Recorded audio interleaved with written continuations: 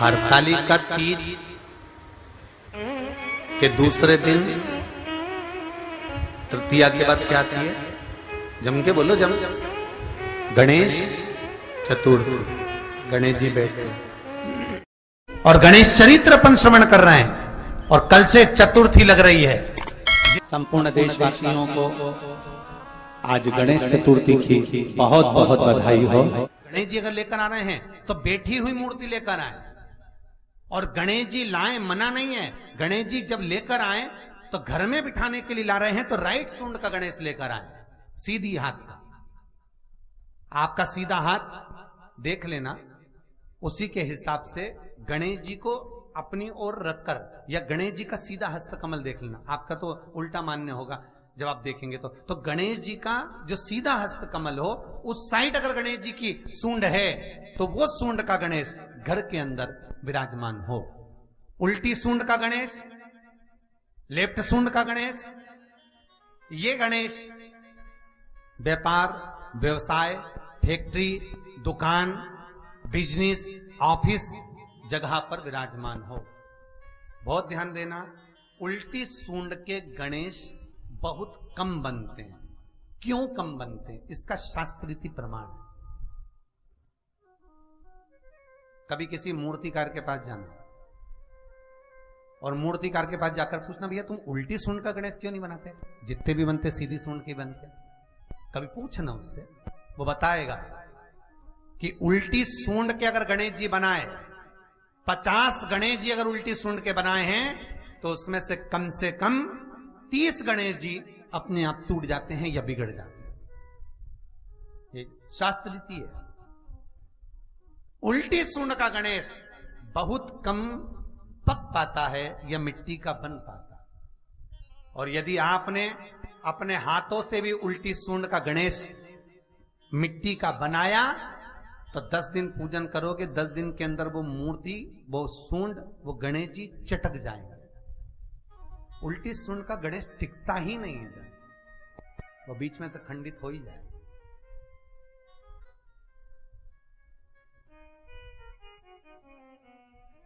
वो तो स्वयं गणेश जी कृपा करें, स्वयं विनायक कृपा करें और उल्टी सूंड के गणेश जी अपने को मिल जाएं और वो गणेश जी हमारे घर में आ जाएं तो वो फिर नहीं चटकते। 50 गणेश जी बनाए, उसमें से 30 बेकार निकल जाएंगे। 30 की सूंड टूट जाएगी, हाथ टूट जाएगा, कहीं पांव टूट जाएगा, कहीं खंडित हो जाएगा। आप देखना, आप भी अगर बाजार जा रहे हो गणेश जी लेने के लिए तो आप देखना, उल्टी सूंड का गणेश जी लोगे तो कहीं ना कहीं हाथ नबा होगा, कहीं पांव नबा होगा, कहीं पीठ नबी होगी, कहीं कुछ खंडित होगा, कुछ ना कुछ उसमें मिस्टेक मिलेगी ही, ये पक्का है। और ना मानो तो आपके नगर में भी जाकर देखो, आप तो गणेश जी लेने जाओगे ना तो विचार करना, शिव कथा सुन रहे हो कि गलत है कि सही, आप देखना जाए। सीधी सूंड के गणेश जी देखोगे तो खंडित कम मिलेंगे, पर उल्टी सूंड का अगर गणेश जी ढूंढोगे तो कहीं हाथ की उंगली, कहीं पांव, कहीं पीठ, कहीं कमर, कुछ ना कुछ उसमें कमी मिलेगी ही, ये पक्का। शिव महापुराण कहती है, गणेश पुराण कहती है, क्योंकि सीधी सूंड के गणेश जी को मनाने के लिए महाराज मंत्र की 50 माला करना पड़ती है। तो समझ लो उल्टी सूंड के गणेश जी को मनाने के लिए मात्र 5 माला में भगवान गणेश प्रसन्न हो जाते हैं, अर्थात उल्टी सूंड का गणेश शीघ्र प्रसन्न होता है। महाराज भगवान बैठ गए गणेश जी महाराज, इसलिए हमारे हिंदू रीति शास्त्र रीति कहती है, गणेश जी जब जब खड़े होते हैं तब तब संहार करते हैं। गणेश जी जब जब खड़े होते हैं तब तब किसी ना किसी का संहार करते हैं। और गणेश जी जब बैठे रहते हैं तो सुख, समृद्धि, वैभव, आनंद, संपदा प्रदान करते रहते हैं।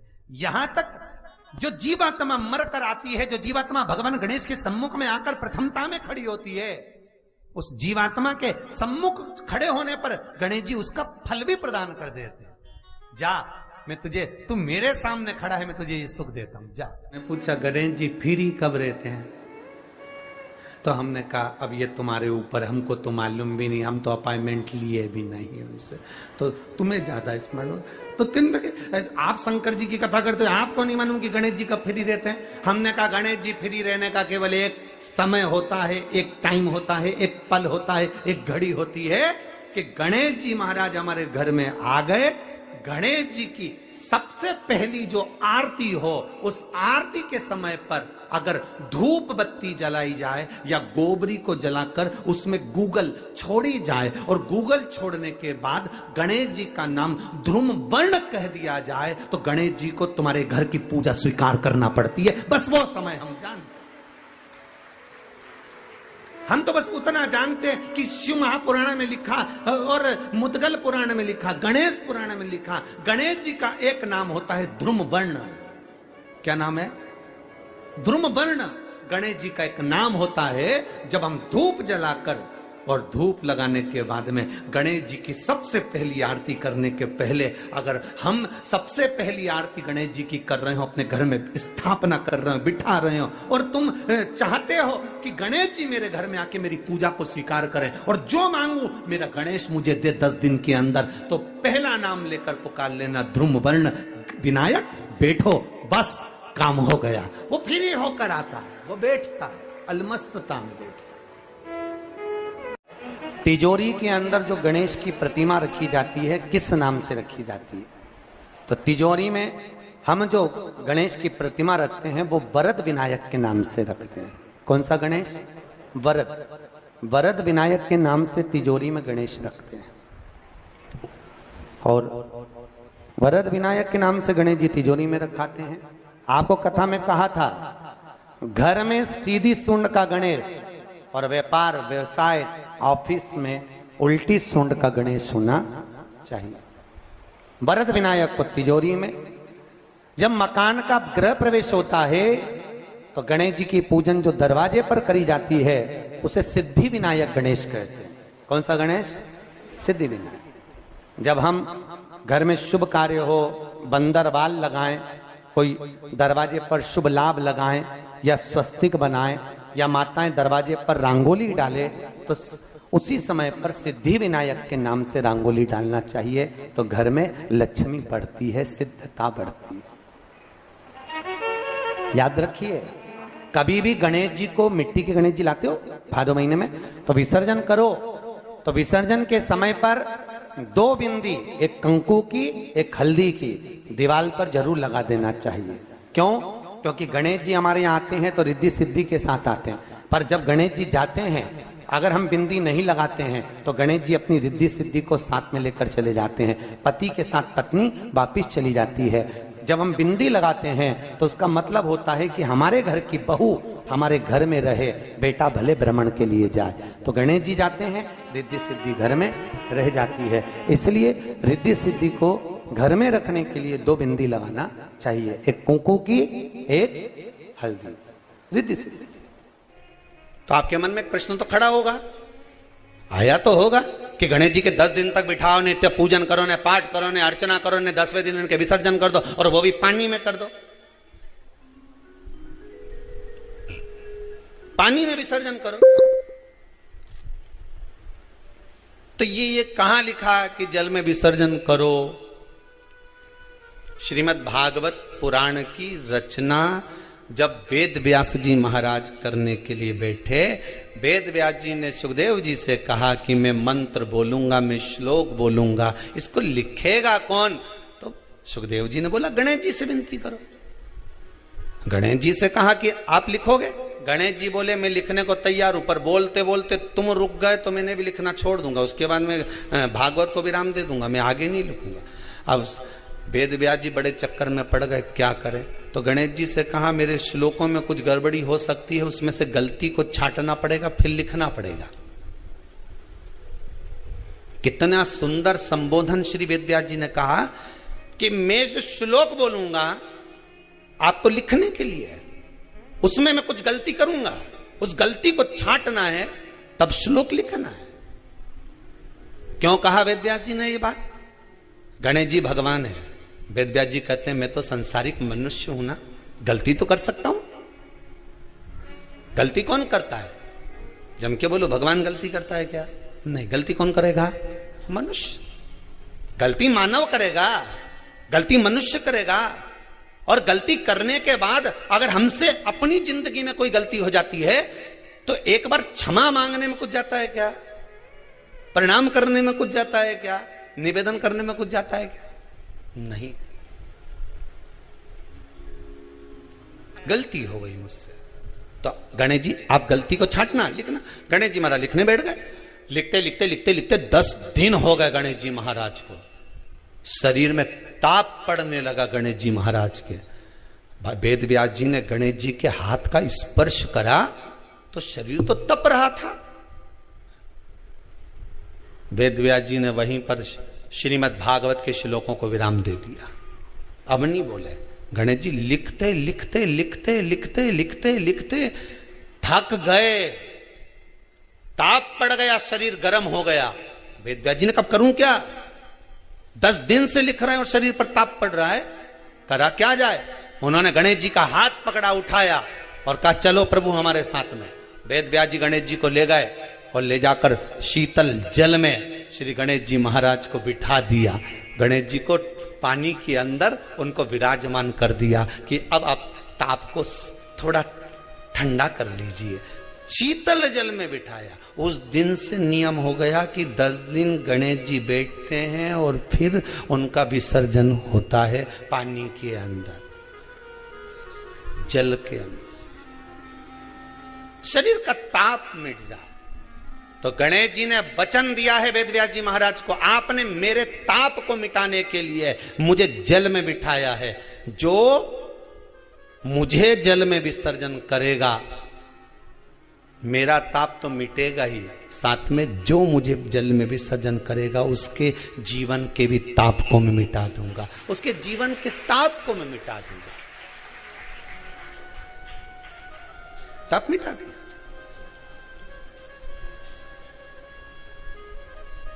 पर करो गणेश जी का विसर्जन, मना नहीं है हो, पर अच्छे से करो रे हो। अब मत छोरा छोरियों तो निशाना लगा है, वो हमारा गणेश जी जई रिया, वो हमारा सबसे आगे पहुंचा तो इधर वाला ने इधर से फेंका, हो गया। ये हमारे धर्म की हंसी उड़ा रहे हैं, ये हमारे धर्म की हंसी है।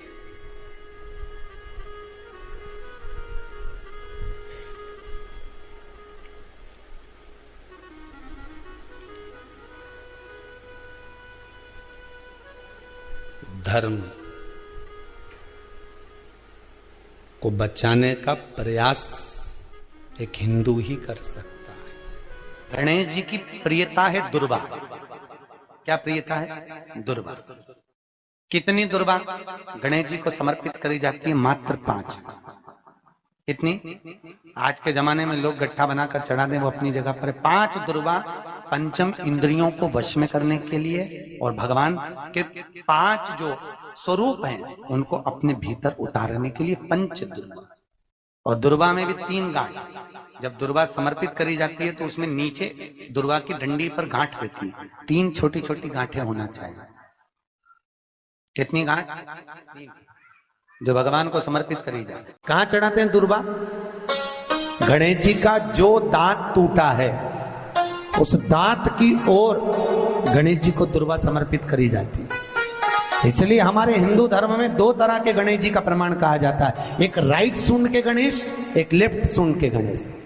राइट सूंड का जो गणेश होता है वो घर में रखा जाता है और लेफ्ट सूंड का जो गणेश होता है वो अपने ऑफिस में, व्यापार की जगह पर, दुकान में, धंधे में, पानी में, सर्विस में, नौकरी में लेफ्ट सूंड का गणेश रखा जाता है। जिसकी दुकान, व्यापार, व्यवसाय में अगर राइट सूंड का गणेश रखा जाता है तो लक्ष्मी आती है पर टिकती नहीं है।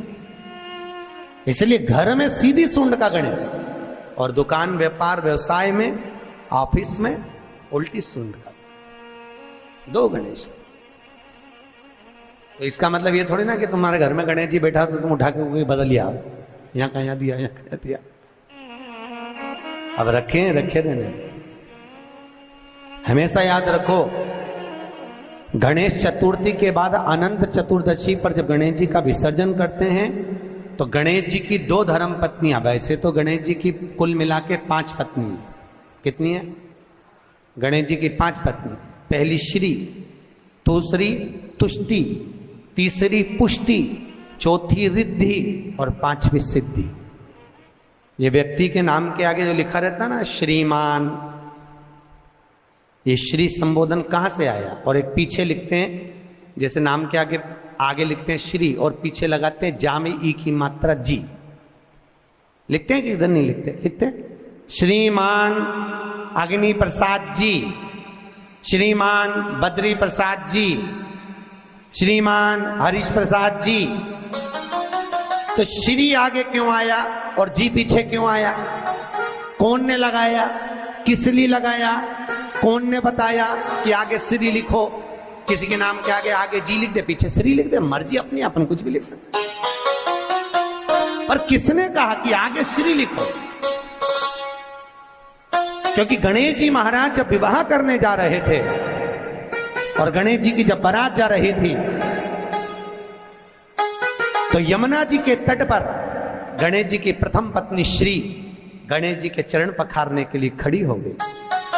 और प्रथम गिनती में जब गणेश जी चलने लगे तो श्री ने उनके चरणों को रोक लिया और कहा, प्रभु मैंने आपका आवाहन करा है, मैं आपको अपने पति के रूप में देखती हूँ। भगवान गणेश जी ने कहा, तूने प्रथमता में मुझे पाया है, जिसके नाम के आगे तेरा संबोधन लगा रहेगा वो जगत में प्रसिद्ध होता चले जाएगा। इसलिए श्रीमान लिखा जाता है। अब जी का संबोधन कहां से आया वो भी समझ लीजिए। हर कहीं से थोड़ी ना लगा दिया जाता है कि जी कहां से आ गया।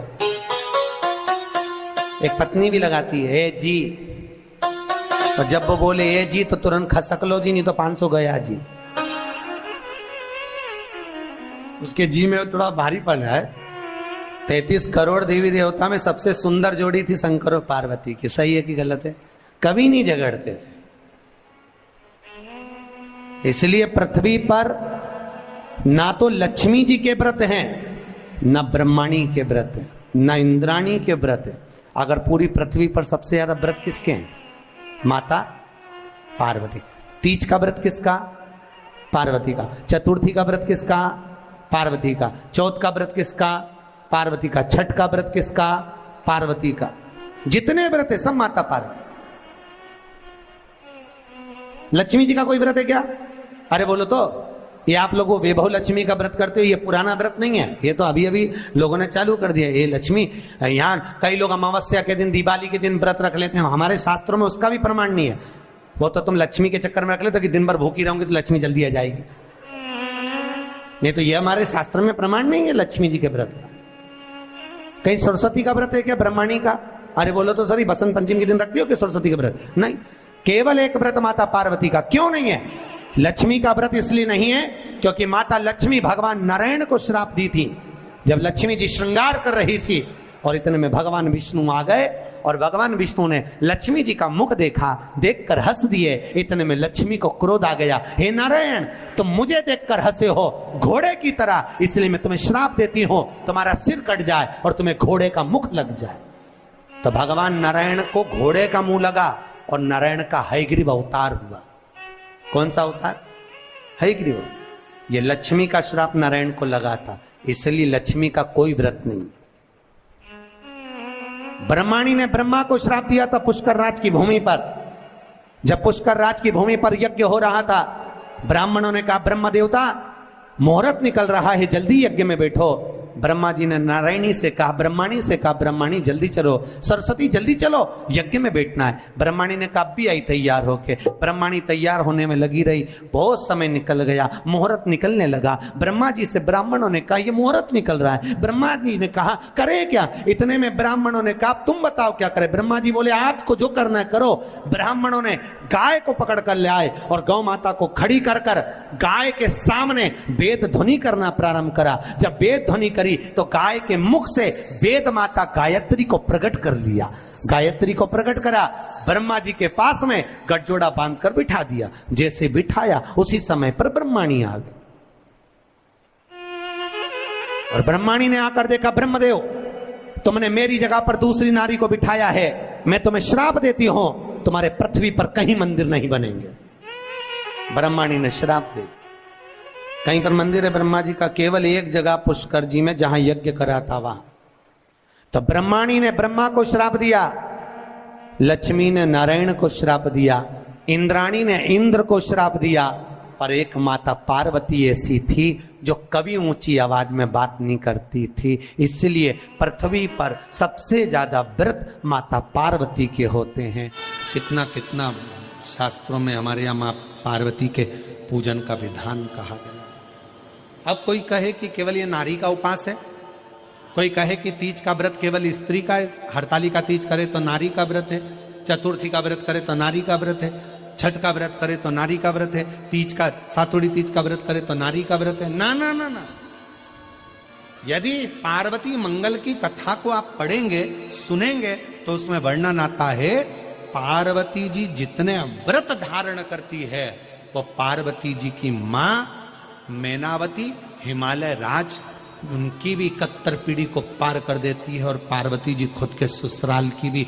जितने गण शिव महापुराण की कथा कहती है पार्वती जी के एक व्रत धारण करने से, मां जगत जननी के एक व्रत उठाने से, तीज का व्रत अगर मां पार्वती जी करती है तो शंकर भगवान के पास में जितने भूत प्रेत डाकनी पिशाचनी चुड़ैल भयंकर गण होते हैं, पार्वती जी अपने व्रत के बल से उन भूत प्रेत को भी मुक्त कर देती है। इतना बल माता पार्वती के व्रत में होता है, इतना बल।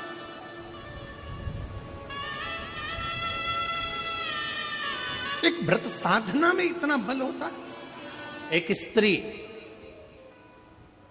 जितने पूरे विश्व में लोग कथा श्रवण कर रहे हैं, देश विदेश में बैठकर भक्त इस पवित्र प्रांगण में बैठकर कथा श्रवण कर रहे हैं, वो अपने भीतर एक उतारिएगा। पुरुष और स्त्री में एक अंतर है। पुरुष जब भगवान के मंदिर में जल चढ़ाता है, जल अगर चढ़ा रहा है तो वह अपने माता पिता अपने नाना नानी को पार लगाता है, दादा दादी को पार लगाता है। पर शंकर के मंदिर में अगर कोई स्त्री, कोई नारी, कोई लड़की, कोई कन्या, कोई बेटी, कोई मां, कोई वृद्ध भी अगर शंकर के मंदिर में एक लोटा जल चढ़ा रही है तो वो अपना मायका और अपना ससुराल दोनों की 71 पीढ़ी को पार उतार देती है। और कितना सुंदर कहा माता पार्वती जी ने भगवान शंकर से अमरनाथ की गुफा में प्रश्न करते हुए कहा कि पुरुष भगवान की सेवा में लगे, भजन में लगे, मंत्र उच्चारण में लगे तो उसका फल पुरुष को प्राप्त होता है, पर अगर स्त्री नारी अगर भगवान शंकर की आराधना में लगती है, शिव की भक्ति में लगती है, तो हे भोलेनाथ उसका फल किस किस को मिलता है। शिव महापुराण की कथा कहती है, भगवान शंकर का चरित्र कहता है, पुरुष का करा गया पुण्य पुरुष को प्राप्त होता है, पर केवल भारत की भूमि पर एक नारी एक ऐसी होती है, स्त्री ऐसी होती है जिसने अगर सोमवार का व्रत कर लिया, मंगलवार का व्रत कर लिया, तीज का व्रत कर लिया, चतुर्थी का व्रत कर लिया, छठ का व्रत कर लिया, पंचमी का व्रत कर लिया, नवरात्रे के व्रत कर लिए, कोई सा व्रत, कोई सी पूजन अगर भारत की भूमि हो, चाहे देश विदेश की नारी हो, अगर कोई स्त्री व्रत करती है तो उसका फल केवल स्त्री अकेली को नहीं मिलता, उसका फल उसके बेटे को, उसकी बेटी को, उसके पति को, उसके ससुर को, उसकी सास को और उसके मायके को, सबको प्राप्त होता है। ये नारी के द्वारा किया गया पुण्य का फल उसके पूरे परिवार को मिलता है, पूरे परिवार। शायद आप लोगों को मालूम है कि नहीं मालूम, हमें ध्यान में नहीं है, करवा चौथ का व्रत किसके लिए होता है? जम के बोलो जरा, इधर होता है कि नहीं होता छत्तीसगढ़ में?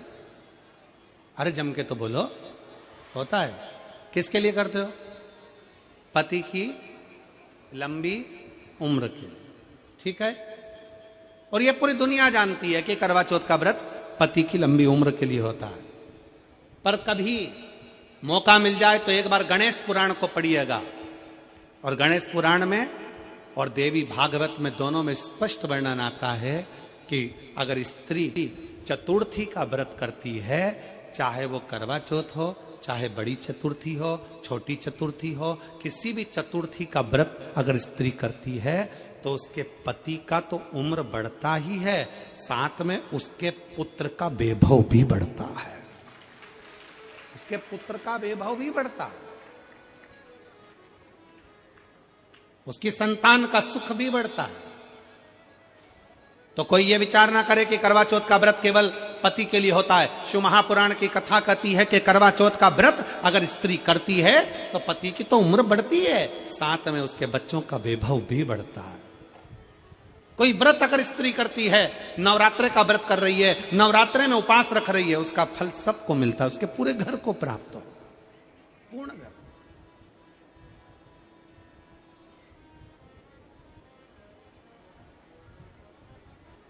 शिव तत्व, शंकर की अविरल भक्ति, शिव की उपासना।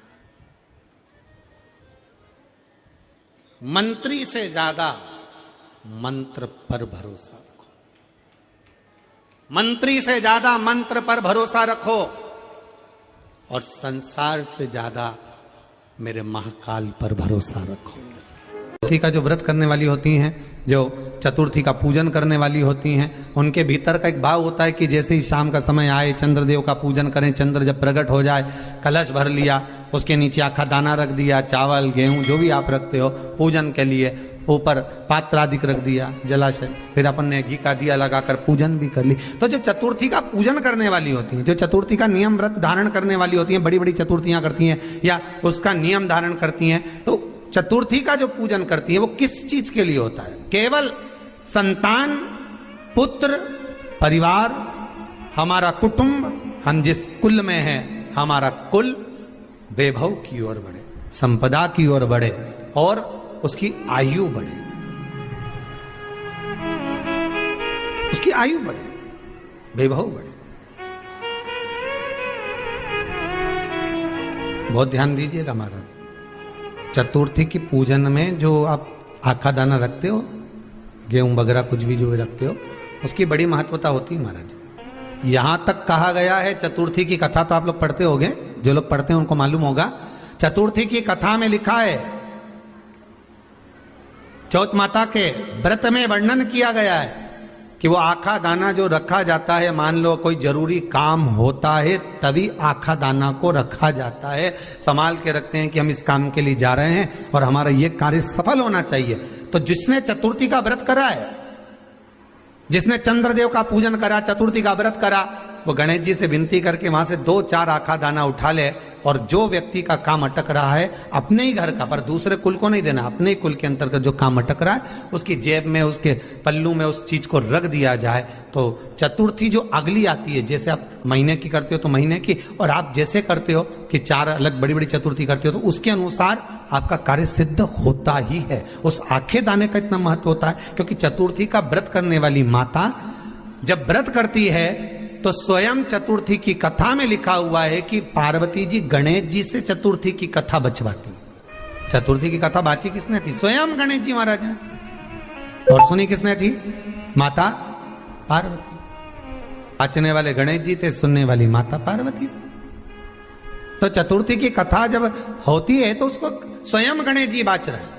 तो व्रत कौन सुन रही है? माता पार्वती। और आपने जो आखा दाना लिया वो गणेश जी के भाव से लिया, गणेश जी से निवेदन करके, विनय करके, प्रार्थना कर उसको प्राप्त किया। जिसके घर में संपदा की कमी पड़ती हो, बीमारियां ज्यादा फैल रही हो, बहुत कष्ट हो महाराज, बहुत ज्यादा दुखी हो महाराज, कोई काम नहीं बन रहा, बहुत तकलीफ में हो, तो शमी पत्र, शमी की पत्ती, जहां गणेश जी का स्थान है वहां पर 5 शमी पत्र 5 समर्पित करें और शंकर जी के ऊपर 3 शमी पत्र समर्पित करें।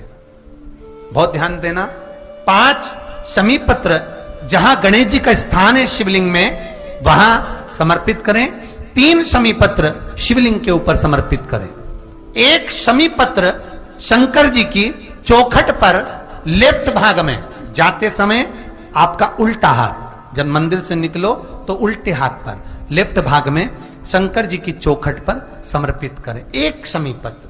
और महाराज घी का दिया जहां लेफ्ट भाग में आपने शमी पत्र रखा है मंदिर में ना दिया लगाकर बाहर की ओर जहां शमी पत्र रखा है उसके ठीक साइड में एक घी का दिया लगा दीजिए। केवल गणेश चतुर्थी से लेकर अनंत चतुर्दशी तक गणेश पुराण कहती है भगवान गणेश जी का, मोर ध्वज का, मयूर ध्वज गणेश का नाम लेकर जो ये दीप शमी पत्र चढ़ा देता है उसके घर से कभी रिद्धि सिद्धि नहीं जाती, वैभव प्रतिष्ठा नहीं जाती। कर देखना अगले साल तक आपका व्यापार कितना चलता है हमको बताना जरूर, करके देखो एक बार। गणेश पुराण का, शिव महापुराण का यह प्रसंग करिए, जीवन में उतारिए। चतुर्थी से लेकर अनंत चतुर्दशी तक गणेश जी का मूल स्थान।